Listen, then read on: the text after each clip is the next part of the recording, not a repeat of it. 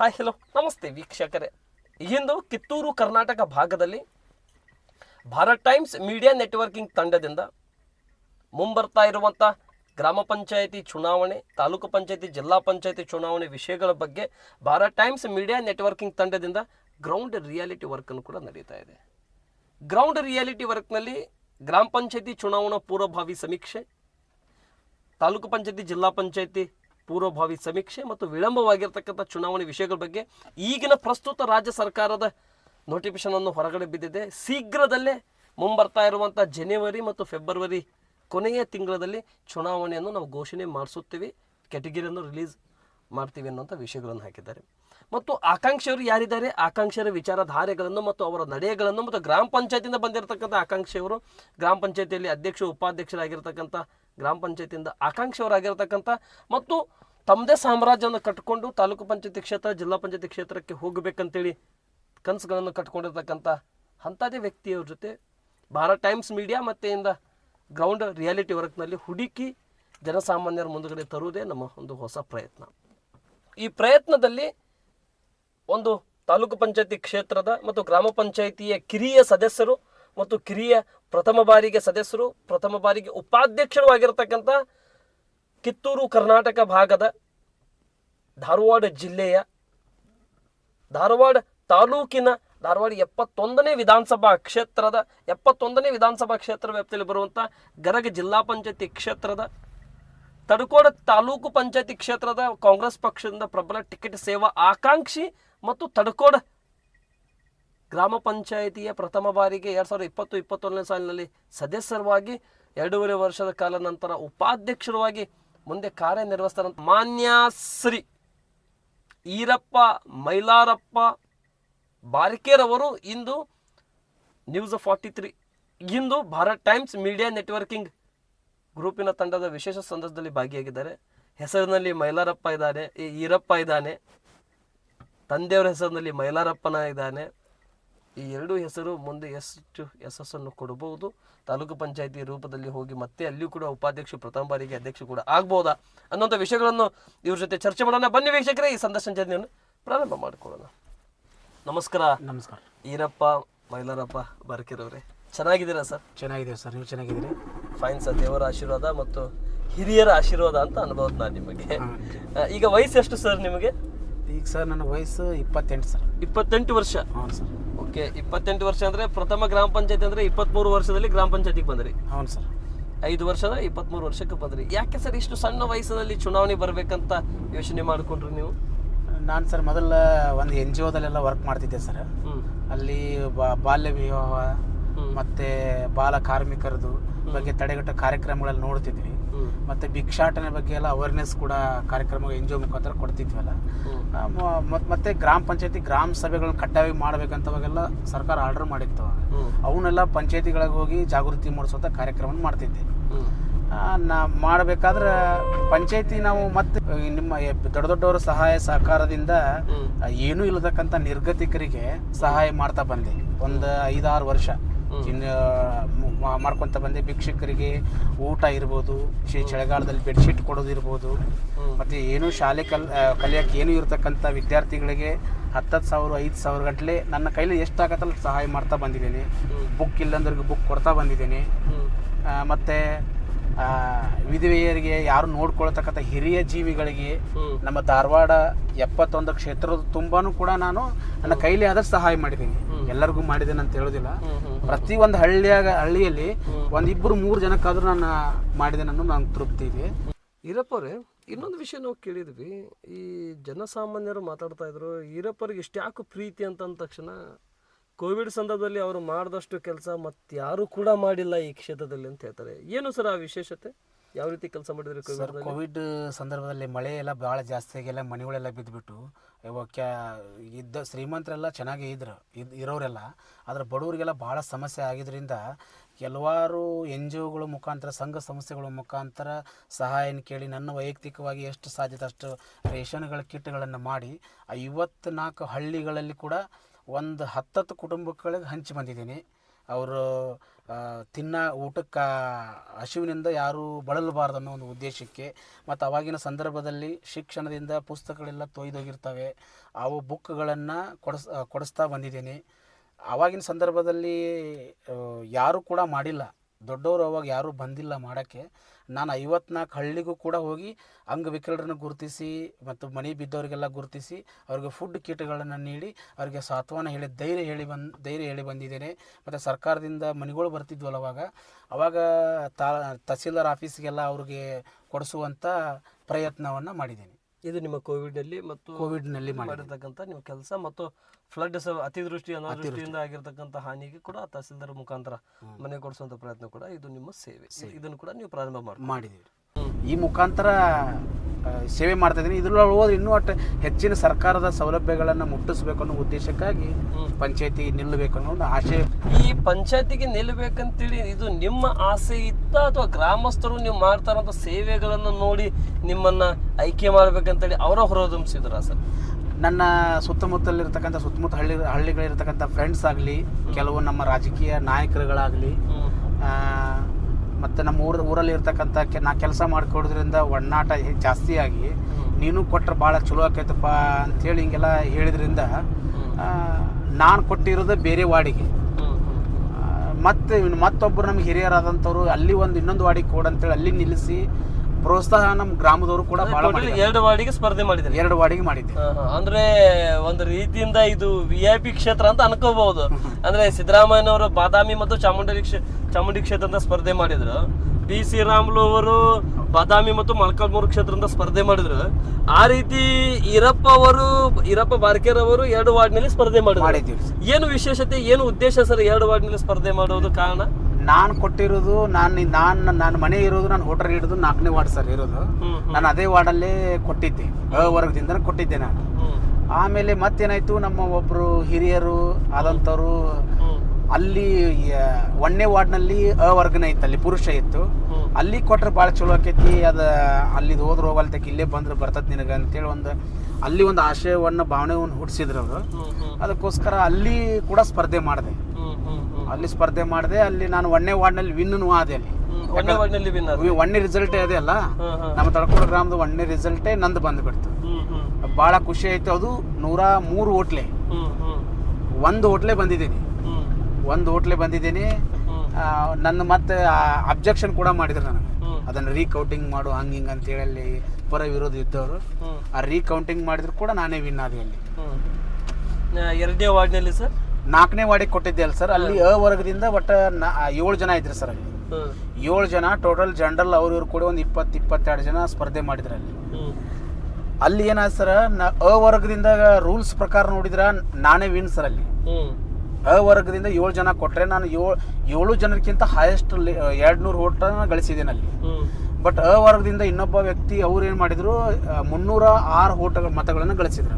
But ಅವ್ರನ್ನ general ಅಂತ consult ಮಾಡಿದ್ರೆ ವರ್ಗದಿಂದ ನನ್ನನ್ನು ವಿನ್ ಅಂತ ತೋರಿಸ್ಬೇಕಾಗಿತ್ತು ಅಲ್ಲಿ. ಬಟ್ ಅವ್ರು ವರ್ಗದಿಂದ ನಿಮ್ಮನ್ನ ತೋರಿಸ್ಬೇಕಾಗಿತ್ತು, ಆಮೇಲೆ ವೋಟಿಂಗ್ ನಿಂದ ಅವ್ರನ್ನ ತೋರಿಸಿದ್ರು. ಜಾಸ್ತಿ ವೋಟಿಂಗ್ ನಿಂದ ಜನರಲ್ ವ್ಯಕ್ತಿನ ವಿನ್ ತೋರಿಸಿದ್ರು. ಬಟ್ ನನ್ನ ಇದ್ರ ರೂಲ್ಸ್ ಮೊದಲ ಗೈಡೆನ್ಸ್ ಪ್ರಕಾರ ವರ್ಗದಲ್ಲಿ ಕೆಟಗರಿ ಐತಿ ಅಂದ್ರೆ ವರ್ಗದ ಸೀಟ್ ಕೊಡ್ಬೇಕು ಅನ್ನೋದು ನಮ್ದಲ್ಲಿ. ಬಟ್ ವರ್ಗಕ್ಕಲ್ಲಿ ಇಲ್ಲ, ನೀವು ಜನರಲ್ಕಿಂತನೂ ಒಂದು ವೋಟ್ ಜಾಸ್ತಿ ತಗೋಬೇಕು ಅನ್ನೋ ಒಂದು ಅವಾಗಿನ ತಹಸೀಲ್ದಾರ್ ಅವರೆಲ್ಲ ಮಾಹಿತಿ ಕೊಟ್ಟರು. ಹಿಂಗಾಗಿ ಅದನ್ನ ಹೆಂಗೋ ಒಂದು ವಾರ್ಡಿಗೆ ಗೆದ್ದಿದ್ವಲ್ಲ, ಅದನ್ನಷ್ಟಕ್ಕೆ ಸುಮ್ಮನೆ ಬಿಟ್ಟಿದ್ವಿ. Yes sir, okay. ಈ ವಾರ್ಡ್ ನಂಬರ್ 1ರಿಂದ ತಾವು ಸ್ಪರ್ಧೆ ಮಾಡಿದ್ರಿ, ವಾರ್ಡ್ ನಂಬರ್ 4ರಿಂದ ಸ್ಪರ್ಧೆ ಮಾಡಿದ್ರಿ. ಅವಾಗ ಡೆವಲಪ್ಮೆಂಟಿಗೆ ಈಗ ನಿಮ್ಮ ವಿಚಾರಧಾರೆಗಳನ್ನು ವಾರ್ಡ್ ನಂಬರ್ 1 ಕಡೆ ಮಾತ್ರ ಇತ್ತ ನೀವು 2.5 ವರ್ಷದಲ್ಲಿ, ಅಥವಾ ವಾರ್ಡ್ ನಂಬರ್ 4 ಟೋಟಲಿ ಕಡೆ ಇತ್ತ ಸರ್ ನಿಮ್ದು? ಸರ್ ಗ್ರಾಮದ ತುಂಬ ನಾನು ಮಾಡಿದ್ದೇನೆ ಸರ್, ಅದೇ ಇದೆ ಅಂತೇನಿಲ್ಲ. 1ನೇ ವಾರ್ಡೇ ಮಾಡಬೇಕು, 4ನೇ ವಾರ್ಡ್ನೇ ಮಾಡ್ಬೇಕಂತೇನಿಲ್ಲ. ತಡ್ಕೋಡು ಗ್ರಾಮ ಪಂಚಾಯತಿ ಸದಸ್ಯರು ಅಂದ್ರೆ ತಡ್ಕೋಡು ಊರಿಗೆ ಸದಸ್ಯರು. ಆ ಕಾರಣದಿಂದ ಎಲ್ಲ ಓಣಿಗೂ ಎಲ್ಲ ವಾರ್ಡಿಗೂ ಜನ ಬಂದು ಕೇಳಿದ್ರೆ ಅವ್ರಿಗೆ ಕೆಲಸಗಳನ್ನು ಮಾಡಿಕೊಡ್ತಾ ಬಂದಿದ್ದೀವಿ. ಸರಿ, ಯಾವ್ಯಾವ ಅಭಿವೃದ್ಧಿಯನ್ನು ಮಾಡೋದ್ರಲ್ಲಿ ಯಶಸ್ಸನ್ನು ಕಂಡ್ರಿ? ಏನು ಕನಸುಗಳನ್ನು ಇಟ್ಕೊಂಡು ಬಂದಿದ್ರಿ? ಯಾವ ಕನಸಿನಲ್ಲಿ ಆ ಕನಸುಗಳನ್ನು ನನಸು ಮಾಡಿ ಮತದಾರರ ಆಸೆಯ ಮೇರೆಗೆ ಏನು 1 ವಾರ್ಡ್ ಬೇಡ ಇನ್ನೊಂದು ವಾರ್ಡಿಗೆ ಸ್ಪರ್ಧೆ ಮಾಡಿ ಅಂತ ನಿಮ್ಮನ್ನು ಏನು ಪ್ರೋತ್ಸಾಹ ತುಂಬಿದ್ರು. ಅದರಲ್ಲಿ ಕೂಡ 2ರಲ್ಲಿ ಕೂಡ ತಾವು ಯಶಸ್ಸನ್ನು ಕಂಡ್ರಿ. ಆದರೆ ಕೆಲವೊಂದಷ್ಟು ಕಾರಣದಿಂದ 4ನೇ ವಾರ್ಡ್ನಲ್ಲಿ ತಾವು ಪರಾಜಿತ ಆದರೂ ಕೂಡ 1ನೇ ವಾರ್ಡ್ನಲ್ಲಿ ಮೊದಲನೇ ರಿಸಲ್ಟಲ್ಲಿ ನೀವು ಯಶಸ್ಸನ್ನು ಕಂಡ್ರಿ. ಯಾವ್ಯಾವ ಅಭಿವೃದ್ಧಿಯನ್ನು ಮತದಾರ ಮನಸ್ತೃಪ್ತಿವಾಗಿ ಅಭಿವೃದ್ಧಿ ಮಾಡೋದ್ರಲ್ಲಿ ಯಶಸ್ಸನ್ನು ಕಂಡ್ರು ಸರ್? ಸಾರ್ವಜನಿಕರು ಏನೇ ಅವರ ವೈಯಕ್ತಿಕ ಇರ್ಬೋದು, ಏನು ಕೇಳ್ತಾರಲ್ಲ ಅದು ಯಾವುದನ್ನು ನಮ್ಮ ಕೈಲಿ ಆದಷ್ಟು ಸರ್ಕಾರದ ಸೌಲಭ್ಯಗಳನ್ನು ಕೊಡ್ಸೋಕ್ಕೆ ಪ್ರಾಮಾಣಿಕವಾಗಿ ಪ್ರಯತ್ನ ಪಟ್ಟಿದ್ದೀನಿ. ಇನ್ನೂ ಒಂದು ಹೇಳ್ಬೇಕಂದ್ರೆ SC/ST ಜನಾಂಗದವರಿಗೆ ಶವ ಸಂಸ್ಕಾರಕ್ಕೆ ಮತ್ತು ಬಡ ಹೆಣ್ಣು ಮಕ್ಕಳಿಗೆ 5,000 ರೂಪಾಯಿ ಕೊಡಬೇಕಂತೇಳಿ 2017-16ರಲ್ಲಿ ಆರ್ಡರ್ ಮಾಡಿರ್ತಾರೆ. ಅದನ್ನು ನಮ್ಮ ಗ್ರಾಮ ಪಂಚಾಯಿತಿಯಲ್ಲಿ ಅದು ಇನ್ನೂ ನಾನು ಮೆಂಬರ್ ಆಗಿ ಬರೋ ತನಕ ಬಂದಿರೋದಿಲ್ಲ, ಕೊಟ್ಟಿರೋದಿಲ್ಲ ಯಾರಿಗೂ. ಅಂಥ ಯೋಜನೆಗಳನ್ನು ಅಂಥ ಆರ್ಡರ್ಗಳನ್ನು ಇಸ್ಕೊಂಡು ಬಂದು ಸದಸ್ಯರಿಗೆ, ಪಂಚಾಯತಿ PD ಅವ್ರಿಗೆ, ಸದಸ್ಯರೇ, ನಮ್ಮ ಸಾಮಾನ್ಯ ಅಧ್ಯಕ್ಷರಿಗೆಲ್ಲ ಗಮನಕ್ಕೆ ತೊಗೊಂಬಂದು ಅದನ್ನು ಇನ್ನೂ ತನಕ 5,000 ರೂಪಾಯಿ ಕೊಡಿಸುವಂಥ ಕೆಲಸವನ್ನು ಮಾಡ್ತಾಯಿದ್ದೀನಿ. ಅದು ಒಂಥರ ಹೆಂಗಾಗಿದೆ ಅಂದರೆ ನಮ್ಮ ಮುಖ್ಯಮಂತ್ರಿಗಳು ಹೆಂಗೆ ಗೃಹಲಕ್ಷ್ಮಿ ಕೊಡ್ತಾ ಇದ್ದಾರಲ್ಲ, ಅದು ಒಂಥರ ಆ ಒಂದು ಜನಾಂಗಕ್ಕೆ ಹೊಸ ಯೋಜನೆ ಆಗಿದೆ ನಮ್ಮ ಗ್ರಾಮದಲ್ಲಿ ಅನ್ನೋ ಒಂದು ಇದಾಗಿದೆ, ಹೆಮ್ಮೆಯಾಗಿದೆ. ಅದು ಕೊಟ್ಟಿರಲಿಲ್ಲ ಅದನ್ನು. ಈ ಕ್ರೆಡಿಟ್ ಈರಪ್ಪ ಅವ್ರು ಬಂದ ಮೇಲೆ ತಾವು ಯಶಸ್ಸನ್ನು ತೋರಿಸಿದ್ವಿ. ಅದನ್ನು ಜನರಿಗೆ ಏನು ತಲುಪಿದ್ರೆ ನಮಗೊಂದು ಖುಷಿ ಆಯಿತು. ಭಾಳ ಜನ ಸುತ್ತಮುತ್ತ ಗ್ರಾಮದವರು ಕೂಡ ಆ ಆರ್ಡರ್ಗಳನ್ನು ಬಿಡಿಸ್ಕೊಂಡು ಭಾಳ ಹೆಲ್ಪ್ ತೊಗೊಂಡಿದ್ದಾರೆ. ಕಲ್ಗಟ್ಟಿಗಿಲೇ ಒಂದು ಯಾವುದೋ ರವಿ ಅನ್ನೋ ಒಂದು ಹುಡುಗ ಫೋನ್ ಹಚ್ಚಿ ನಮ್ಮ ಫೇಸ್ಬುಕ್ನಲ್ಲೆಲ್ಲ ಹಾಕಿದ್ದು ನೋಡಿ, ಆರ್ಡರ್ ಬಿಡ್ರಿ ಸರ್, ನಾವು ಅದನ್ನು ಕೇಳ್ತೀವಿ ಅಂತಂದಾಗ ಅವ್ರಿಗೆ ಹೋಗಿ ಕೇಳಿದ್ರು. ಬಟ್ ಅವ್ರಿಗೆ 500 ರೂಪಾಯಿ 2,000 ರೂಪಾಯಿನೂ ಕೊಡ್ತೇನೆ ಅಂದ್ರಂತ ಕಲ್ಗಟ್ಟಿಗೆಯಲ್ಲೇ. ಬಟ್ ಆರ್ಡರ್ ಬಿಟ್ಟ ಮೇಲೆ ನಾನು ಜಿಲ್ಲಾ ಪಂಚಾಯತಿಗೆ ಹೋಗ್ತೀನಂತ ನಾನು ಹೇಳಂತಂದಾಗ ಆ ಮರನೇ ದಿನ ಅಂದರೆ ಮತ್ತೆ ಅವ್ರಿಗೆ 5,000 ರೂಪಾಯಿನ ಕೊಟ್ಟಿದ್ದಾರೆ. ಸುತ್ತಮುತ್ತ SBಯಲ್ಲಿ ಇರ್ತಕ್ಕಂಥ ಪರಿಚಯ ನೋಡಿಕೂರ ಅದು ಸದುಪಯೋಗ ಭಾಳ ಜನಕ್ಕಾಗಿದೆ ಅನ್ನೋದೊಂದು ಹೆಮ್ಮೆ ಇದೆ. ಸರಿ ಸರ್, ಓಕೆ. ಈ ರೀತಿ ಕೆಲಸಗಳನ್ನು ತಾವು ಮಾಡ್ತಾ ತಲುಪಿದ್ರಿ. ಓಕೆ, ಇನ್ನೊಂದು ವಿಷಯ ನಾವು ಕೇಳ್ತಾ ಇದ್ದೀವಿ, ಹೊಸದಾಗಿ ಸುದ್ದಿ ನಮ್ಮ ಕಿವಿಗೆ ಬಿದ್ದಿರ್ತಕ್ಕಂಥ, ನಮ್ಮ ಗ್ರೌಂಡ್ ವರ್ಕ್ನಲ್ಲಿ ಬಂದಿರತಕ್ಕಂಥದ್ದು. ಈರಪ್ಪ ಮೈಲಾರಪ್ಪ ಬಾರ್ಕೇರವರು ಈಗ ಏನು ಗ್ರಾಮ ಪಂಚಾಯತಿ ಉಪಾಧ್ಯಕ್ಷರಾಗಿದ್ದಾರೆ. ಇವರು ತಡಕೋಡು ತಾಲೂಕು ಪಂಚಾಯತಿ ಕ್ಷೇತ್ರ, ಜಿಲ್ಲಾ ಪಂಚಾಯತಿ ಗದಗ ಕ್ಷೇತ್ರ, ಅದರ ವ್ಯಾಪ್ತಿಯಲ್ಲಿ ಬರುವಂಥ ತಡಕೋಡು ತಾಲೂಕು ಪಂಚಾಯತಿ ಕ್ಷೇತ್ರದಿಂದ ಇವರಿಗೆ ನಾವು ಮುಂದೆ ಚುನಾವಣೆ ಬರ್ತಾ ಇರುವಂಥ ಚುನಾವಣೆಯಲ್ಲಿ ಆಯ್ಕೆ ಮಾಡಬೇಕಂತ ಹೇಳಿ ನಮ್ಮಲ್ಲೇ ನಾವು ಇದು ಗುಸುಮುಸು ಸ್ಟಾರ್ಟ್ ಆಗಿದೆ. ನಮ್ಮಲ್ಲೇ ಇದನ್ನು ನಾವು ಅಂದ್ಕೊಂಡಿದ್ದೀವಿ, ಇವ್ರನ್ನ ಮುಂದೆ ರಾಜಕಾರಣಕ್ಕೆ ಮೇಲ್ದರ್ಜೆಗೆ ತರಬೇಕಂತೇಳಿ ಬಯಸ್ತಾ ಇದ್ದೀವಿ ಅಂತೇಳಿ ಮತದಾರರು ಮಾತನಾಡ್ತಾ ಇದ್ದಾರೆ. ಇದು ಸರಿ ಇದೆಯಾ? ಇದು ಸರಿನಾ ಸರ್? ನಿಮ್ಮ ಕಿವಿಗೆ ಬಿದ್ದಿದೆಯಾ ಈ ರಿಪೋರ್ಟು? ಕಿವಿಗೆ ಬಿದ್ದಿದೆ ಸರ್. ಒಳ್ಳೆ ಹೇಳಿದ್ದನ್ನೆಲ್ಲ ಕೆಲಸ ಮಾಡ್ತಾನೆ. ಯಾರು ದೊಡ್ಡವ್ರಂಗೆ ದರ್ಪ ಇಲ್ಲ, ಬೇಕಾದಾಗ ಹೋಗಿ ಕೇಳ್ಬೋದು, ಇವನನ್ನು ಸ್ಪಂದನೆ ಮಾಡ್ತಾನೆ ಅನ್ನೋ ಒಂದು ಆಶಯ ಭಾವನೆಗಳು ಇದಾವೆ ಸರ್, ಬಹಳ ಜನ ಇದಾವೆ. ಅದರ ತಕ್ಕ ಮಟ್ಟಿಗೆ ವಿರೋಧ ರಾಜಕಾರಣ ಅದು ಸಹಜ. ಪರ ವಿರೋಧ, ಪರ ಎಲ್ಲಿರುತ್ತೆ ಅಲ್ಲಿ ಅಷ್ಟು, ಅಲ್ಲಿ 100, ಇಲ್ಲಿ ಪರ 60% ಇದ್ರೆ ಅಲ್ಲಿ 50% ವಿರೋಧನೂ ಕೂಡ ವಿರೋಧನ ಇದೆ. ಸಹಕಾರನ ಬಹಳ ಜನ ಇದೆ, ಬಹಳ ಜನರದ ಸಹಕಾರ ಇದೆ, ಹಿರಿಯರದು, ಯುವಕರದು, ಅಕ್ಕ ತಂಗಿಯರದು, ಯಾರ್ದು ಬಹಳ ಸಹಕಾರ ಇದೆ. ಮುಂದೆ ಏನೋ ಓಟ್ ಕೇಳಕ್ಕೆ ಹೋದ್ರೆ ಒಂದು ಏನು ಇದನ್ನ ಮಾಡೋದಿಲ್ಲ, ಆಶೀರ್ವಾದ ಮಾಡ್ತಾರನ್ನೋ ಒಂದು ಆಶ್ವಾಸನೆ ಅವ್ರ ಮೇಲೆ. ಅಲ್ಲ, ಈ ವಿಷಯಗಳನ್ನು ಏನು ಮತದಾರರು ಮಾತನಾಡ್ತಾ ಇದ್ದಾರೆ, ಇದರ ಬಗ್ಗೆ ನಿಮ್ಮ ಅಭಿಪ್ರಾಯ ಏನಿದೆ? ಈ ವಿಷಯಕ್ಕೆ ನೀವು ಒಪ್ಕೋಬಹುದು, ಅಥವಾ ಮರಳಿ ಗ್ರಾಮ ಪಂಚಾಯತಿ ಬರ್ಬೇಕಂತ ಯೋಚನೆ ಮಾಡ್ತಾ ಇದ್ದಾರ, ಅಥವಾ ಮೇಲ್ದರ್ಜೆ ಚುನಾವಣೆಗೆ ಹೋಗ್ಬೇಕಂತೇಳಿ ಅವರ ಆಸೆಯ ಮೇರೆಗೆ ಮುಂದುವರಿಬೇಕಂತ ಅನ್ಕೊಂತಾ ಇದ್ದೀರಾ ನೀವು? ನಾನು ಗ್ರಾಮ ಪಂಚಾಯತಿ, ತಾಲೂಕ್ ಪಂಚಾಯತಿ ಚುನಾವಣೆಗೆ ಸ್ಪರ್ಧೆ ಮಾಡ್ಬೇಕಂತ ಭಾಳ ದಿನದಿಂದ ಆಸೆ ಪಟ್ಟಿದ್ದೀನಿ. ಇದನ್ನು ಚುನಾವಣೆ ಆಗಿಲ್ಲ ಇದಕ್ಕೆ. ಏನೊಂದು ಸಾರ್ವಜನಿಕರಿಗೆ ಅಲ್ಲಿ ಅನುದಾನದ ಸಲುವಾಗೋದು ಏನಲ್ಲ, ಸಾರ್ವಜನಿಕರ ಕೆಲಸ ಕಾರ್ಯಗಳ ಒಂದು ಏನೋ ಒಂದು ಮಾಡೋಕೆ ಅನುಕೂಲ ಆಕೈತೆ ಅನ್ನೋದಕ್ಕಾಗಿ, ಮತ್ತು ನಾವು ಒಂದು ಬೆಳವಣಿಗೆ ಆಗ್ತೀವಿ ಅನ್ನೋ ಒಂದು ಆಸೆಗೆ ರಾಜಕಾರಣ ರೂಪದಲ್ಲಿ ಒಳ್ಳೆತನ ಬಯಸ್ಬೇಕಂತೇಳಿ ತಾವು ಒಂದು ವಿಚಾರ ಮಾಡಿಕೊಂಡ್ರಿ. ಸರಿ, ಈ ಗ್ರಾಮ ಪಂಚಾಯತಿ ಚುನಾವಣೆಯಲ್ಲಿ ತಾವು ಇಲ್ಲಿವರೆಗೆ ಯಾವ್ಯಾವ ಅಭಿವೃದ್ಧಿಯನ್ನು ತರೋದ್ರಲ್ಲಿ ಯಶಸ್ಸನ್ನು ಕೊಂಡ್ರಿ? ಹಾಲಿ ಶಾಸಕರಾಗಿರ್ತಕ್ಕಂಥ ವಿನಯ್ ಕುಲಕರ್ಣಿ ಅವರು, ನೀವು ಪ್ರಥಮ ಬಾರಿಗೆ ಗೆದ್ದು ಬಂದಾಗ ಅವಾಗ ಮಾಜಿ ಶಾಸಕರಿದ್ದರು. ಈಗಿನ ಮಾಜಿ ಶಾಸಕರಾಗಿರ್ತಕ್ಕಂಥ ಅಮೃತ್ ದೇಸಾಯಿ ಅವರು ಅವಾಗ ಹಾಲಿ ಶಾಸಕರಿದ್ದರು. ಅವರಿಂದ ಎಷ್ಟು ಅನುದಾನ ಬಂದಿದೆ, ಇವರಿಂದ ಎಷ್ಟು ಅನುದಾನ ಬಂದಿದೆ ಸರ್? ನಮಗೆ ಅವರು ಕೂಡ ಶಾಸಕರು, ಮಾಜಿ ಶಾಸಕರು ಕೂಡ ಅನುದಾನವನ್ನು ಭಾಳ ಕೊಟ್ಟಿದ್ದಾರೆ. ಯಾಕಂದ್ರೆ SC ಕಾಲನಿಯಲ್ಲೆಲ್ಲ ಗಟ್ರ ಇರಲಿಲ್ಲ, ಎಲ್ಲ ಗಟ್ರಗಳ ಮಾಡೋಕ್ಕೆಲ್ಲ ಅನುದಾನಗಳನ್ನು ಹಾಕಿದ್ದಾರೆ.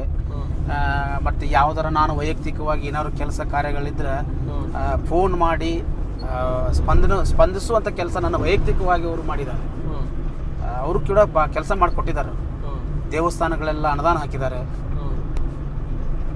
ಸರಿ, ಈ ರಾಜ್ಯ ಸರ್ಕಾರ ಗ್ಯಾರಂಟಿಯಿಂದ ಡೆವಲಪ್ಮೆಂಟ್ಗೆ ಕುಂಠಿತವಾಗ್ತಾ ಇದೆ ಪಂಚಾಯತ್ ರಾಜ್ಯದಲ್ಲಿ ಅಂತ ಹೇಳಿ ಒಂದಷ್ಟು ವಿಷಯಗಳನ್ನು ಮಾತನಾಡ್ತಾ ಇದ್ದಾರೆ. ಹೌದಾ ಸರ್, ಇದು ಅಭಿವೃದ್ಧಿಗೆ ಕುಂಠಿತವಾಗ್ತಾ ಇದೆಯಾ ಅಥವಾ ಅಭಿವೃದ್ಧಿನ ಬೇರೆ ಗ್ಯಾರಂಟಿನ ಬೇರೆ ಆಗ್ತಾ ಇದೆಯಾ? ಸರ್, ಇದು ಅಭಿವೃದ್ಧಿ ಒಂದು ಕಡೆ ಅಭಿವೃದ್ಧಿ ಕೆಲಸಗಳು ಆಗ್ತಾ ಇದಾವೆ. ಬಟ್ ಈ ಗ್ಯಾರಂಟಿ ಮಾಡೋದ್ರಿಂದ ಭಾಳ ಸಾರ್ವಜನಿಕರಿಗೆ ಅನುಕೂಲಕರ ಭಾಳವಾಗೈತಿ. ಒಂದು ಬಡತನದಾಗ ಇರತಕ್ಕಂಥ ಜನರು ಒಂದು ಹಾಸ್ಪಿಟಲಲ್ಲಿ ಯಾರಿಗಾರು ಹುಷಾರಿಲ್ಲ ಅಂದ್ರೆ ನೋಡೋಕೆ ಆಗದಿರತಕ್ಕಂಥ ಸಂದರ್ಭಗಳು ಭಾಳ ಕಂಡಿದ್ದೀವಿ ಮೊದಲೆಲ್ಲ. ಇವಾಗ ಅದೇ ಒಂದು 2,000 ರೂಪಾಯಿದಿಂದ ಅವನ್ನ ನೋಡ್ತಾರೆ. ಊಟಕ್ಕೆ ಏನೋ ಒಂದು ಇಲ್ಲ ಅಂತಂದ್ರೆ ಅದು ತಿಂಗಳ ಬರ್ತೈತೆ ಅದನ್ನು ತಿಂದು ಬದುಕ್ತೇವೆ ಅನ್ನೋ ಒಂದು ವಿಶ್ವಾಸದಲ್ಲಿ ಜನ ಇದ್ದಾರೆ. ಅದು ಭಾಳ ಜನಕ್ಕೆ ಒಳ್ಳೇದಾಗೈತಿ ಇದು. ಮತ್ತು ಅಭಿವೃದ್ಧಿ ಕೂಡ ಅಷ್ಟೇ. ಈಗ ಅಭಿವೃದ್ಧಿ ಇಲ್ಲ ಅಂತಾರೆ ಅವ್ರು ಎಲ್ಲರೂ. ಈ ದೇವಸ್ಥಾನಗಳೆಲ್ಲ ನಮ್ಮ ಶಾಸಕರು ಸನ್ಮಾನ್ಯ ಶ್ರೀ ವಿನಯ್ ಕುಲಕರ್ಣಿ ಅಣ್ಣನವರು ಅವರು ನಮಗೆ ಅನುದಾನಗಳನ್ನು ಕೊಡ್ತಾ ಇದ್ದಾರೆ. ನಮ್ಮ ಮೊದಲನೇದಾಗಿ ಅವರು ಆಯ್ಕೆ ಆದಮೇಲೆ 9 ಲಕ್ಷ ರೂಪಾಯಿಗಳನ್ನು ನಮ್ಮ ವಾರ್ಡಿಗೆ 2 ದೇವಸ್ಥಾನಗಳಿಗೆ ಕೊಟ್ಟರು. ಅದಾದ ನಂತರ 3 ಲಕ್ಷ ರೂಪಾಯಿ ಸ್ಕೂಲುಗಳಿಗೆ ಕೊಟ್ಟರು. ಮತ್ತು ಇವು ಹೈನುಗಾರಿಕೆ ಅವು ಲೋನ್ಗಳೆಲ್ಲ ಅವರೆಲ್ಲ ಮಾಡಿಲ್ಲ ಕೊಟ್ಟಿದ್ದಾರೆ. ಮತ್ತು ಇವೆಲ್ಲ ಅನುದಾನ ಇಲ್ಲದೆ ಹೆಂಗೆ ಬರುತ್ತೆ ಅಂತ್ರಿ? ಅನುದಾನದಿಂದನೇ ಬರ್ತಾ ಇರೋಂಥ ಕೆಲಸ. ಮತ್ತು ಇವೆಲ್ಲ ಅನುದಾನ ಮತ್ತು ವೈಯಕ್ತಿಕವಾಗಿಯೂ ಹೈನುಗಾರಿಕೆ ಅಂತೇಳಿ ಅವರಿಗೆಲ್ಲ ಹಸುಗಳನ್ನು ಕೊಡಿಸಿದ್ದಾರೆ. ಮತ್ತು ಮಷಿನ್ ಗೀಸನ್ನೆಲ್ಲ ಟ್ರ್ಯಾಕ್ಟರ್ಗಳು ಕೊಡಿಸಿದ್ದಾರೆ, ಟೈಲರಿಂಗ್ ಕೊಡಿಸಿದ್ದಾರೆ. ಮತ್ತು ಇವೆಲ್ಲ ಹೆಂಗೆ ಅನುದಾನ ಇದ್ದದ್ದಕ್ಕೆ ಕೊಡಿಸ್ತಾ ಇದ್ದಾರೆ ಅಂತ ನಮ್ದು ಆಸೆ. ಓಕೆ, ಸರಿ ಸರ್. ಈಗ ನನ್ನ 2-3 ಪ್ರಶ್ನೆ ಗ್ರಾಮ ಪಂಚಾಯತಿ, ಅಲ್ಲಿಂದ ನಾನು ಮತ್ತೊಳ್ಳಿ ನಿಮ್ಮ ತಡ್ಕೋಳ ತಾಲೂಕು ಪಂಚಾಯತಿ ಪ್ರಬಲ ಆಕಾಂಕ್ಷೆ ಮೇಲೆ ಬರ್ತಾ ಇದ್ದೇನೆ. ಗ್ರಾಮ ಪಂಚಾಯತಿಗೆ ಬಂದ ಮೇಲೆ ಗ್ರಾಮ ಪಂಚಾಯತಿಯಲ್ಲಿ ಎಷ್ಟು ಆಶ್ರಯ ಮನೆಗಳನ್ನು, ಕುಡಿಯುವ ನೀರಿನ ವ್ಯವಸ್ಥೆಗಳನ್ನು ಮತ್ತು ಪಕ್ಕಾ ಗಟರ್ಗಳನ್ನು, ಮೂಲಭೂತ ಸೌಕರ್ಯಗಳಿಗೆ ಈರಪ್ಪನವರು ಎಷ್ಟು ಸಪೋರ್ಟ್ ಬೆಂಬಲ ಸಿಕ್ಕಿದೆ? ಸರ್ಕಾರದಿಂದ ಬಂದಂಥ ಆಶ್ರಯ ಯೋಜನೆಗಳನ್ನು ಯಾವಾಗ ಬಂದವಲ್ಲ ಅವನ್ನೆಲ್ಲವನ್ನು ಅವರ ಸಾರ್ವಜನಿಕರಿಂದ 1 ರೂಪಾಯಿನೂ ಕೂಡ ಅಕ್ಸೆಪ್ಟ್ ಮಾಡ್ದಂಗೆ ಪ್ರಾಮಾಣಿಕವಾಗಿ ಮನೆ ಹಾಕಿದ್ದೀವಿ, ಕಟ್ಕೊಂಡಿದ್ದಾರೆ. ಕೆಲವು ಜನ ಸರ್ ಏನು ಹೇಳ್ತಾರೆ, ಗ್ರ್ಯಾಂಟ್ ಸಾಲೋದಿಲ್ಲ, ಕಟ್ಕೊಳ್ಳೋರದ್ದು ಇದ್ದಾರೆ. ಅವ್ರಿಗೆ ಪ್ರಾಮಾಣಿಕವಾಗಿ ಮನೆ ಹಾಕಿದ್ದೀವಿ. ಈಗ ಇನ್ನೂ ಮತ್ತೆ ಮನೆಗಳು ಬಂದಿದ್ದೇವೆ, ಅವನು ಈಗ ಹಾಕ್ತಾ ಇದ್ದೀವಿ. ಗಟರ್ಗಳನ್ನು ಎಲ್ಲೆಲ್ಲಿ ಗಟರ್ಗಳು ಹಾಳಾಗಿದ್ದಾವಲ್ಲ ಎಲ್ಲ ಕಡೆ, ಕೆಲವೊಂದು ಕಡೆ ಎಲ್ಲ ಹಾಳಾಗಿದ್ದಾವೆ, ಗಟರ್ಗಳನ್ನು ಮಾಡಿದ್ದೀವಿ. ಈ ನಮ್ಮ ತಡ್ಕೋಡದ ಸ್ಮಶಾನದವರೆಗೂ ಲೈಟ್ ಎಲ್ಲ ಇರಲಿಲ್ಲ, ಎಲ್ಲ ಹಿಲಾಲ್ ಹಿಡ್ಕೊಂಡು ಹೋಗ್ತಿದ್ರು ಮೊದಲೆಲ್ಲ. ಹಳೆ ಕಾಲ ರೂಪದಲ್ಲಿ ಇತ್ತು. ಅದು ನಾವು ಬಂದ ಮೇಲೆ ಎಲ್ಲರೂ ಗ್ರಾಮ ಪಂಚಾಯತಿ ಅಧ್ಯಕ್ಷರು ಎಲ್ಲರೂ ಸೇರಿಕೊಂಡು, ಅಭಿವೃದ್ಧಿ ಅಧಿಕಾರಿಗಳೆಲ್ಲ ಸೇರಿಕೊಂಡು ಅಲ್ಲಿ ಮೈಲಾರ ಈ ಅಜ್ಜನ ಗುಡಿಯಿಂದ ಸ್ಮಶಾನದ ತನಕನೂ ಕಂಬ ಹಾಕಿ ಲೈಟ್ ಹಾಕಿಸಿದ್ದೀವಿ ಹೊಸದಾಗಿ ಗ್ರಾಮ ಪಂಚಾಯತಿ ವತಿಯಿಂದನೇ. ಆಮೇಲೆ ಶವ ಸಂಸ್ಕಾರ ಮಾಡೋ ಸಂದರ್ಭದಲ್ಲಿ ರಾತ್ರಿ ಸಮಯದಲ್ಲಿ ಅಲ್ಲಿ ಲೈಟ್ ಬೆಳಕಾಗೋದಿಲ್ಲ ಅಲ್ಲಿ ಒಂದು ಗ್ರಾಮ ಪಂಚಾಯತಿ ಸ್ಮಶಾನದಲ್ಲಿ ಹೈಮಾಸ್ಕ್ ಲೈಟ್ ಹಾಕಿದ್ದೀವಿ. ಮತ್ತು ಸ್ಕೂಲ್ಗಳಲ್ಲೆಲ್ಲ ಭಾಳ ಗಲೀಜು ಮಾಡ್ತಿದ್ರು. ಗಲೀಜು ಅಂದ್ರೆ ರಾತ್ರಿ ಟೈಮ್ದೆಲ್ಲ ಸ್ಕೂಲ್ಗಳೆಲ್ಲ ಹಾಳು ಮಾಡ್ತಿದ್ರು. ಅಲ್ಲೆಲ್ಲ ಹಾಳಾಗಬಾರ್ದಂತ ನೆರೆಗ ಉದ್ಯೋಗ ಖಾತ್ರಿಯಲ್ಲೆಲ್ಲ ಗ್ರೌಂಡ್ಗಳನ್ನು ಡೆವಲಪ್ಮೆಂಟ್ ಮಾಡಿದ್ದೀವಿ. ಅದಾದಮೇಲೆ ಅಲ್ಲಿ ಕೂಡ ಸ್ಪೋರ್ಟ್ಸ್ಗೆಲ್ಲ ಅನುಕೂಲ ಆಗಲಿ ಅಂತ ಅಲ್ಲಿ ಒಂದು ಹೈಮಾಸ್ಕ್ ಲೈಟ್ಗಳನ್ನ ಅಳವಡಿಸಿದ್ದೀವಿ. ಅದಾದ ನಂತರ ಹೊಸದಾಗಿ ಚಿತಾಗಾರಗಳನ್ನು ಹಾಕಿದ್ದೀವಿ. ಇನ್ನೂ ಪ್ರಗತಿಯಲ್ಲಿ ಕೆಲಸ ನಡೀತಾ ಇದೆ, ನೋಡ್ಬೋದು ನೀವಲ್ಲಿ. ಇನ್ನೂ ಕೆಲಸಗಳು ನಡೀತಾ ಇದ್ದಾವೆ, ಅವನು ಕೂಡ ಹಾಕಿದ್ದೀವಿ. ಗ್ರಾಮ ಪಂಚಾಯತಿಯಿಂದ ಡೆವಲಪ್ಮೆಂಟ್ ಮಾಡಿದ್ದೀವಿ. ಸರಿ, ಓಕೆ ಸರ್. ಈ ಗ್ರಾಮ ಪಂಚಾಯತಿ ಮೇಲೆ ನನ್ನ ಕೊನೆಯ ಪ್ರಶ್ನೆ, ಗ್ರಾಮ ಪಂಚಾಯತಿಗೆ ಮೂಲ ಅಭಿವೃದ್ಧಿ ಹಣಕಾಸು ಸಂಗ್ರಹಣೆ ಆಗಬೇಕಂದ್ರೆ ಅದು ತೆರಿಗೆ ವಿಷಯದಲ್ಲಿ ಯಾವ ರೀತಿ ಕೆಲಸ ಮಾಡ್ತಾ ಇದ್ರಿ ತಾವೆಲ್ಲರೂ? ನಮ್ಮ ಗ್ರಾಮ ಪಂಚಾಯತಿ ಸಿಬ್ಬಂದಿಗಳಿರ್ಬೋದು, ಅಭಿವೃದ್ಧಿ ಅಧಿಕಾರಿಗಳು, ನಾವು ಗ್ರಾಮ ಪಂಚಾಯತಿ ಅಧ್ಯಕ್ಷರು, ಸರ್ವ ಸದಸ್ಯರುಗಳು ಕೂಡ ತೆರಿಗೆ ಅಭಿಯಾನಗಳಂತೆಲ್ಲ ಮಾಡಿ ತೆರಿಗೆಗಳನ್ನೆಲ್ಲ ಮಾಡ್ತಾಯಿದ್ದೀವಿ. ಯಾಕಂದ್ರೆ ಕೆಲವೊಂದಷ್ಟು ಅನುದಾನಗಳನ್ನ ತೆರಿಗೆಯಿಂದನೇ ನಾವು ಕೆಲಸಕ್ಕೆ ಉಪಯೋಗ ಮಾಡಬೇಕಾಗತ್ತೆ. ಹೌದು. ಅದಕ್ಕೆ ತೆರಿಗೆಗಳನ್ನು ಕೂಡ ಸಾರ್ವಜನಿಕರಿಗೆ ಕೆಲಸಗಳನ್ನು ಮಾಡಿಕೊಡ್ತೀವಿ. ಅದರ ಪ್ರಕಾರ ಸಾರ್ವಜನಿಕರು ತೆರಿಗೆಯನ್ನು ಸರಿಯಾಗಿ ಕಟ್ತಾರೆ. ಅದರಿಂದ ಕೆಲಸಗಳು ಮಾಡ್ತಾಯಿದ್ದೀವಿ. Yes, okay sir. Tadkodu taluk ಪಂಚಾಯತಿ ಕ್ಷೇತ್ರದ ಕಾಂಗ್ರೆಸ್ ಪಕ್ಷದ ಪ್ರಬಲ ಟಿಕೆಟ್ ಸೇವಾ ಆಕಾಂಕ್ಷಿ ಆಗಿದ್ದೇವೆ. ಯಾವ್ಯಾವ ಕನಸುಗಳನ್ನು ಇಟ್ಟುಕೊಂಡು ತಾಲೂಕು ಪಂಚಾಯತಿ ಕಡೆ ಮುಖ ಮಾಡ್ತಾ ಇದ್ದಾರೆ ಈರಪ್ಪ ಬಾರ್ಕೇರವರು? ಯಾವ ಜನರಿಗೆ ಸರ್ಕಾರದ ಸೌಲಭ್ಯಗಳು ಕಡೆ ಮನುಷ್ಯನಿಗೆ ದೊರಕಿಲ್ಲಲ್ಲ, ಆ ಮನುಷ್ಯನಿಗೆ ಏನಾದರೂ ಒಂದು ಅಧಿಕಾರದಲ್ಲಿ ಇರುವಾಗ ಅಧಿಕಾರದಲ್ಲಿ ನಾನು ಇದ್ರೂ ಮಾಡ್ತೀನಿ, ಇಲ್ಲದೇ ಇದ್ರೂ ಮಾಡ್ತೀನಿ. ಬಟ್ ಅಧಿಕಾರದಲ್ಲಿ ಇದ್ದರೆ ಹೆಚ್ಚಿನ ರೂಪದಲ್ಲಿ ಸಹಾಯ ಸಹಕಾರ ಮಾಡ್ಬೋದು ಅನ್ನೋ ಒಂದು ಉದ್ದೇಶಕ್ಕೆ ಎಲ್ಲ ಜನರಿಗೂ ಸಹ ಒಂದು ಸರ್ಕಾರದ ಯೋಜನೆಗಳು ಮುಟ್ಟಿಸ್ಬೇಕು ಅನ್ನೋದೇ ನಮ್ಮದು ಮೊದಲನೇ ಮುಖ್ಯ ಉದ್ದೇಶ. ಯಾವುದೇ ಯೋಜನೆಗಳಿರ್ಬೋದು, ತಾಲೂಕ್ ಪಂಚಾಯತಿಯಿಂದ ಅನುದಾನ, ತಾಲೂಕ್ ಪಂಚಾಯತಿಂದ ಅನುದಾನ ಕಡಿಮೆ ಇರುತ್ತೆ ಅಂತ ಹೇಳಿ ಹೇಳ್ತಾರಲ್ಲ ಸರ್. ಹಾಂ ಸರ್, ತಾಲೂಕ್ ಪಂಚಾಯತಿಯಿಂದ ಗ್ರ್ಯಾಂಟನ್ನೇ ಇಲ್ಲ, ಗ್ರಾಮ ಪಂಚಾಯತಿನ ಬೆಟರ್ ವಿಷಯಗಳು ಮಾತಾಡ್ತಾರೆ, ಬೆಟರ್ ಅಂತಾರೆ. ಬಟ್ ನಾವು ಹೊರಗಡೆ ಅಡ್ಡಾಡೋದ್ರ ಮುಖಾಂತರ ಸರ್ಕಾರದಿಂದನೇ ಗ್ರ್ಯಾಂಟ್ ತೊಗೊಂಡು ಡೆವಲಪ್ಮೆಂಟ್ ಮಾಡಬೇಕು ಅನ್ನೋ ವಿಚಾರ ಅದು ಒಂದು ಕಡೆ. ಆದರೆ ಇನ್ನೊಂದು ಕಡೆ CSR ಫಂಡ್ಗಳೆಲ್ಲ ಕಂಪನಿಗಳೆಲ್ಲ ಕೊಡ್ತಾರೆ. ಬಟ್ ನಾವು ಅವ್ರ ಜೊತೆ ಎಲ್ಲ ಒಡನಾಟಗಳನ್ನ ಬೆಳೆಸ್ಕೊಂಡು ಅದ್ರ ಮುಖಾಂತರನೂ ಕೂಡ ನಾವು ಡೆವಲಪ್ಮೆಂಟ್ ಮಾಡಬೇಕು ಅನ್ನೋ ಕನಸಿದೆ ನಮ್ಗೆ. ಯಾಕಂದ್ರೆ ಮುಮ್ಮಿಗಟ್ಟಿ ಕ್ರಾಸ್ ಎಲ್ಲ ಬೆಂಗಳೂರು ಇಂಡಸ್ಟ್ರಿಯಲ್ ಎಲ್ಲ ಕಂಪ್ನಿಗಳು ಭಾಳ ಇದಾವೆ. ಅವ್ರಿಗೆ ನಾವು ಹೋಗಿ ಅವ್ರ ಕಂಪ್ನಿಗೆಲ್ಲ ರಿಕ್ವೆಸ್ಟ್ ಮಾಡ್ಕೊಂಡಾಗ ಅವರು ಇಷ್ಟು ಬಳಕೆ ಮಾಡ್ಬೇಕಂತ ಇರ್ತೈತಿ. ಬಟ್ ಅವ್ರದಿಂದನೂ ತಮ್ಮ ಗ್ರಾಮಕ್ಕೆ ಶಾಲೆಗಳಿಗಿರ್ಬೋದು, ಅಂಗನವಾಡಿಗಳಿಗಿರ್ಬೋದು, ಬಟ್ ವೈಯಕ್ತಿಕ ಶೌಚಾಲಯಗಳಿರ್ಬೋದು, ಸಾರ್ವಜನಿಕ ಶೌಚಾಲಯಗಳಿರ್ಬೋದು, ಅದರಿಂದ ಒಂದೇನೋ ಡೆವಲಪ್ಮೆಂಟ್ ಮಾಡಬೇಕು ಅನ್ನೋದು ಅದು ಒಂದು ಕನಸು. ಅಂದರೆ ನಿಮ್ಮ ವಿಚಾರ ಏನಂತ ಹೇಳಿದ್ರೆ, ತಾಲೂಕು ಪಂಚಾಯತಿಗೆ ಅನುದಾನನೇ ಇಲ್ಲ ಅಂಥೇಳಿ ನಾವು ಹೊರಗಿರೋದಕ್ಕಿಂತ ತಾಲೂಕು ಪಂಚಾಯತಿ ಮೆಂಬರ್ ಏನು ಮಾಡಬಲ್ಲೆ ಅನ್ನೋದು ತೋರಿಸ್ಕೊಡೋದೇ ನಿಮ್ಮ ಉದ್ದೇಶ. Thank you sir. ಇವೆಲ್ಲ ವಿಚಾರಗಳನ್ನು ಇಟ್ಟುಕೊಂಡಿರಿ. ಇದರ ಬಿಟ್ಟು ಮತ್ತೆ ಹೊಸದಾಗಿ ಯಾವುದಾದ್ರೂ ಯೋಜನೆಗಳನ್ನು, ರೂಪಾಂತರವನ್ನು ಕಟ್ಕೊಂಡಿರ್ತಕ್ಕಂಥದ್ದು ತಾವು? ಈ ಹೊಸ ಯೋಜನೆಗಳಂತಂದ್ರೆ ಸರ್, ಯುವಕರನ್ನೇ ಯಾಕೆ ಬೆಂಬಲಿಸಬೇಕು ಮತದಾರರು? ಸರ್, ಯುವಕರನ್ನ ಯಾಕೆ ಬೆಂಬಲಿಸ್ಬೇಕಂತಂದ್ರೆ ಯುವಕರಲ್ಲಿ ಇನ್ನೂ ಅದರ ಹಳೆಯ ರಾಜಕಾರಣದ ಪದ್ಧತಿಗಳು ಇರುವುದಿಲ್ಲ. ಅವ್ರಿಗೆ ಹಳೆಯ ಪದ್ಧತಿಗಳು ಇರುವುದಿಲ್ಲ. ಯುವಕರಲ್ಲಿ ಏನೋ ಒಂದು ಕೆಲಸ, ಏನೋ ಒಂದು ಮಾಡಿಕೊಡ್ಬೇಕು ಅನ್ನೋ ಆಶಾಶಕ್ತಿ ಇದಿರ್ತೈತೆ. ಅವ್ರು ಮಾಡ್ಬೇಕು ನಾವು ಒಂದು ಕೆಲಸ ಅನ್ನೋದಂದ್ರೆ ಇದಕ್ಕೆ ಎಲ್ಲ ಇಡೀ ನಮ್ಮ ಕರ್ನಾಟಕದ ತುಂಬ ಯುವಕರನ್ನ ಬೆಂಬಲಿಸಬೇಕು ಅನ್ನೋದೇ ನನ್ನೊಂದು ರಿಕ್ವೆಸ್ಟ್. Okay, thank you. ನನ್ನ ಕೊನೆಯ ಪ್ರಶ್ನೆ, ನಿಮ್ಮ ಕಾಂಗ್ರೆಸ್ ಪಕ್ಷದ ಮುಖಂಡರು ನಿಮ್ಮನ್ನೇ ಯಾಕೆ ಗುರುತಿಸಿ ತಡಕೋಡಿಂದ ಟಿಕೆಟ್ ಕೊಡಬೇಕು ಕಾಂಗ್ರೆಸ್ ಪಕ್ಷದ ತಾಲೂಕ್ ಪಂಚಾಯತಿ ಕ್ಷೇತ್ರಕ್ಕೆ? ನಾವು ಒಂದು ಮಾಡೋ ಕೆಲಸಗಳನ್ನು ಅವರು ಸರಿಯಾಗಿ ಕೆಲಸ ಮಾಡ್ತೀವಿ ಅನ್ನೋ ಒಂದು ನನಗೆ ಕೂಡ ಇದೆ. ಯಾರಿಗೂ ನಾವು ಯಾರಿಗೂ ಕೂಡ ಕೆಟ್ಟದನ್ನು ಬಯಸಿಲ್ಲ, ಎಲ್ಲರಿಗೂ ಒಳ್ಳೆಯದನ್ನು ಬಯಸ್ತೀವಿ. ನಮ್ಮ ಪಾಡಿಗೆ ನಾವು ರಾಜಕಾರಣ ಮಾಡ್ತೀವಿ. ಒಳ್ಳೆಯ ಒಂದು ಕೆಲಸ ಮಾಡೋಕೆ ನಮ್ಮ ಹಿರಿಯರು ಕೂಡ ಪ್ರೋತ್ಸಾಹ ಮಾಡಬೇಕು, ಮಾಡ್ತಾರೆ. ಅವ್ರ ಆಶೀರ್ವಾದನೂ ಇರಬೇಕು ಅನ್ನೋದು ನಮ್ಮೊಂದು ಆಶೆ. Sir, thank you. ಕೊನೆಯದಾಗಿ ನಮ್ಮ ಭಾರತ್ ಟೈಮ್ಸ್ ಮೀಡಿಯಾ ನೆಟ್ವರ್ಕಿಂಗ್ ತಂಡದ ಗ್ರೂಪ್ ಮುಖಾಂತರ ಏನು ಮುಂಬರ್ತಾ ಇರುವಂಥ ತಾಲೂಕು ಪಂಚಾಯತಿ, ಜಿಲ್ಲಾ ಪಂಚಾಯತಿ ಮತ್ತು ವಿಶೇಷವಾದಂಥ ಗ್ರಾಮ ಪಂಚಾಯತಿ ಚುನಾವಣೆ ವಿಷಯಗಳ ಬಗ್ಗೆ ಏನು ಗ್ರೌಂಡ್ ರಿಯಾಲಿಟಿ ವರ್ಕನ್ನು ಕೂಡ ನಡೀತಾ ಇದೆ, ಅದರಲ್ಲಿ ಪ್ರಬಲ ಸಮರ್ಥ ನಾಯಕತ್ವ ಹೊಂದಿರತಕ್ಕಂಥವ್ರು ಮುಂದೆ ತಾಲೂಕು ಪಂಚಾಯತಿಗೆ ಬರುವವರ ಬಗ್ಗೆ ಹುಡುಗಿ ಏನು ನಾವು ವಿಶೇಷ ಸಂದರ್ಶನ, ಕಾರ್ ಯಾತ್ರಾ ಸಂದರ್ಶನ ಏನು ಮಾಡ್ತಾ ಇದ್ದೀವಿ. ಈ ಸಂದರ್ಶನ ಮುಖಾಂತರದಿಂದ ನಿಮ್ಮ ನಾಯಕರಿಗೆ ಮತ್ತು ನಿಮ್ಮನ್ನು ಮತ್ತು ನೀವು ತೊಡಗಿಸ್ಕೊಂಡಿರ್ತಕ್ಕಂಥ, ನೀವು ಟಿಕೆಟ್ ಬಯಸ್ತಾ ಇರುವಂಥ ನಾಯಕರಿಗೆ ಕೊನೆಯದಾಗಿ ನಮ್ಮ ತಂಡದ ಮುಖಾಂತರ, ನಮ್ಮ ಮಾಧ್ಯಮದ ಮುಖಾಂತರ ಮತ್ತು ಸರ್ವೆ ಟೀಮಿನ ಮುಖಾಂತರ ನಿಮ್ಮನ್ನು ಆಯ್ಕೆ ಮಾಡಿರ್ತಕ್ಕಂಥ ತಡಕೋಡಿನ ಗ್ರಾಮಸ್ಥರಿಗೆ, ತಡಕೋಡು ತಾಲೂಕು ಪಂಚಾಯತಿ ಕ್ಷೇತ್ರ ವ್ಯಾಪ್ತಿಯಲ್ಲಿ ಬರುವಂಥ ಗ್ರಾಮಸ್ಥರಿಗೆ ಮತ್ತು ನಿಮ್ಮ ನಾಯಕರಿಗೆ ಈ ಮಾಧ್ಯಮ ಮುಖಾಂತರ ಏನು ಹೇಳಕ್ಕೆ ಇಷ್ಟಪಡ್ತೀರಾ ಸರ್? ನಮ್ಮ ಕಾಂಗ್ರೆಸ್ ಪಕ್ಷದ ಎಲ್ಲ ನಾಯಕರಿಗೆ, ನಮ್ಮ ಗ್ರಾಮದ ನಮ್ಮ ಶಾಸಕರಿಗೆ ಮತ್ತು ನಮ್ಮ ಗ್ರಾಮದ ಎಲ್ಲ ಯುವಕರಿಗೆ, ಯುವಕರಿಗೆ ಕೇಳಿಕೊಳ್ಳೋದೇನಂತಂದ್ರೆ, ನಿಮ್ಮ ಆಶೀರ್ವಾದ ನಮ್ಮ ಮೇಲೆ ಇರಬೇಕು. ನೀವು ಹೇಳಿದ ಯಾವುದೇ ಕೆಲಸ ಕಾರ್ಯಗಳನ್ನು ಮಾಡ್ತೀನಿ. ನಿಮ್ಮ ಆಶೀರ್ವಾದ ಸದಾ ಬೆಂಬಲ ನನಗೆ ಬೇಕಂತ ನಾನು ಅವರಲ್ಲಿ ಕೈ ಮುಗಿದು ಕೇಳ್ಕೊಳ್ತೀನಿ. ನಿಮ್ಮ ನ್ಯೂಸ್ ಭಾರತ್ ಟೈಮ್ಸ್ ಮುಖಾಂತರ ಗ್ರಾಮ ಪಂಚಾಯತಿ ಚುನಾವಣೆಯಲ್ಲಿ ನನಗೆ ಅಧಿಕಾರಕ್ಕೆ ಅನ್ನೋದೇ ಇರಲಿಲ್ಲ. ನಮ್ಮ ಎಲ್ಲ ಹಿರಿಯರು, ಯುವಕರು ನಾನು ಬಯಸದೆ ನನಗೇನು ಅಧಿಕಾರ ಕೊಟ್ಟಿದ್ದೀರಿ, ಅದೇ ಥರ ತಾಲೂಕ್ ಪಂಚಾಯತಿ ಅಧಿಕಾರ ಮತ್ತು ಟಿಕೆಟನ್ನು ನೀವು ಕೊಡಿಸ್ಬೇಕಂತ ತಮ್ಮಲ್ಲಿ ಹಿರಿಯರಲ್ಲಿ, ಕಾಂಗ್ರೆಸ್ ಪಕ್ಷದ ಎಲ್ಲ ಮುಖಂಡರಲ್ಲಿ, ನಮ್ಮ ಗ್ರಾಮದ ಎಲ್ಲ ಹಿರಿಯರಿಗೆ, ಯುವಕರಿಗೆ, ನನ್ನ ಆತ್ಮೀಯರಿಗೆ ಎಲ್ಲರಿಗೂ ಕೂಡ ಕಳೆಯಿಂದ ನನಗೆ ಗುರುತಿಸಬೇಕು ಮತ್ತು ಗುರುತಿಸಿ ನನ್ನ ತಾಲೂಕ್ ಪಂಚಾಯತಿಗೆ ನೀವು ಕರ್ಕೊಂಡು ಹೋಗಬೇಕು. ಈ ಗ್ರಾಮ ಪಂಚಾಯತಿಯನ್ನು ಹೇಗೆ ನಾನು ಬಯಸದೆ ಅವನ್ನ ಕರ್ಕೊಂಡು ಬಂದ್ರಿ, ಹಾಗೆ ತಾಲೂಕ್ ಪಂಚಾಯತಿಗೂ ಕೂಡ ನನ್ನ ಕೇಳ್ಕೊಳ್ಳೋದೇನೆಂದ್ರೆ, ಇಲ್ಲಿಯೂ ಬಯಸಿಲ್ಲ ಕೂಡ ನಿಮ್ಮ ಹಾರೈಕೆ, ನಿಮ್ಮ ಆಶೀರ್ವಾದ ಇದೆ ಅನ್ನೋ ಒಂದು ವಿಶ್ವಾಸದಿಂದ ನನಗೂ ಕೂಡ ಆಸೆ ಬಂದಿದೆ. ನಿಮ್ಮ ಆಶೀರ್ವಾದ ನನಗೆ ಸದಾ ಕಳೆಯಿಂದ ಇರಲಿ ಅಂತ ತಮ್ಮಲ್ಲಿ ಕೈ ಮುಗಿದು ಕೇಳ್ಕೊಳ್ತೀನಿ. Thank you. ತುಂಬ ಧನ್ಯವಾದಗಳು ಈರಪ್ಪ ಮೈಲಾರಪ್ಪ ಬಾರ್ಕೇರವರೇ.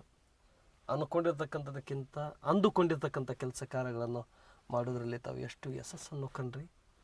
ಆ ಯಶಸ್ಸು ಅನ್ನೋದಕ್ಕಿಂತ ಸೇವೆಯೇ ನಿಮ್ಮ ಒಂದು ಕೆಲಸ ಮತ್ತು ಮುಂದಿನ ಹಾದಿಗೆ ಅಂದ್ಕೊಂಡು ಮುಂದೆ ತಾಲೂಕು ಪಂಚಾಯತಿ ಜಿಲ್ಲಾ ಪಂಚಾಯತಿಗೆ ಬಯಸದೆ ತಾವೇನು ಒಲ್ಲದ ಬಂದ ಭಾಗ್ಯ ಗ್ರಾಮ ಪಂಚಾಯತಿಯಲ್ಲಿ ಪಡೆದುಕೊಂಡ್ರಿ, ಅದೇ ರೀತಿ ತಾಲೂಕು ಪಂಚಾಯತಿ ಕೂಡ ತಾವು ಬಯಸ್ತಾ ಇದ್ದೀರಿ. ಆ ಭಗವಂತ ನಿಮಗೆ ಯಶಸ್ಸನ್ನು ಕೊಡಲಿ, ಮತದಾರ ಆಶೀರ್ವಾದ ನಿಮಗೆ ಸಿಗಲಿ. ಮತ್ತು ಈ ತಂಡದ ಮುಖಾಂತರ ನಾವೇನು ಸಮೀಕ್ಷೆಯಲ್ಲಿ ತಮ್ಮ ಹೆಸರಿಗೇನು ತಾಲೂಕು ಪಂಚಾಯತಿಗೆ ಹೊರಗಡೆ ಬಂತು, ತಾಲೂಕು ಪಂಚಾಯತಿಗೆ ಹೆಸರು ಹೊರಗಡೆ ಬರೋದಕ್ಕಿಂತ ಅದೇ ರೀತಿ ನಿಮಗೆ ಅವಕಾಶ ಸಿಕ್ಕು. ಇದೇ ರೀತಿ ಮುಂದೆ ಕೂಡ ನಮ್ಮ ತಂಡಕ್ಕೆ ಜಿಲ್ಲಾ ಪಂಚಾಯತಿಗೆ ನಿಮ್ಮ ಹೆಸರು ಕೇಳಿ ಬರಬೇಕು. ಈ ತಾಲೂಕು ಪಂಚಾಯತಿ ಫೀಲ್ಡ್ ಮುಗಿದ ತಕ್ಷಣ ಜಿಲ್ಲಾ ಪಂಚಾಯತಿ ಕೂಡ ಗ್ರಾಮ ಪಂಚಾಯತಿಯಿಂದ ತಾಲೂಕು ಪಂಚಾಯತಿಗೆ ಬಂತು, ತಾಲೂಕು ಪಂಚಾಯತಿಯಿಂದ ಜಿಲ್ಲಾ ಪಂಚಾಯತಿ ಕೂಡ ಇದೇ ರೀತಿ ನಿಮ್ಮ ಹೆಸರು ಕೇಳಿ ಬರಬೇಕು.